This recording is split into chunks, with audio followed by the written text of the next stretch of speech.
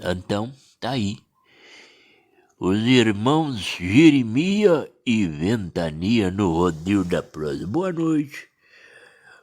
Meus compadres, minhas comadres, Antônio Porfírio. Compadre Antônio, tava com saudade do senhor, ué. Cê tá ficando doido. O senhor sumiu demais da conta, hein? O senhor não pode sumir desse tanto não, que nós acaba sentindo saudade. Seja muito bem-vindo nessa sexta-feira braba de frio, muito frio aqui nas Minas Gerais. Agumbanje, Antônio Porfírio, muito frio. Mas os irmãos Piriá, compadre Antônio, eles viveram na década de 70.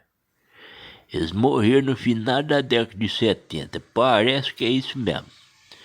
As bandas de Sete Lagoas, na Minas Gerais.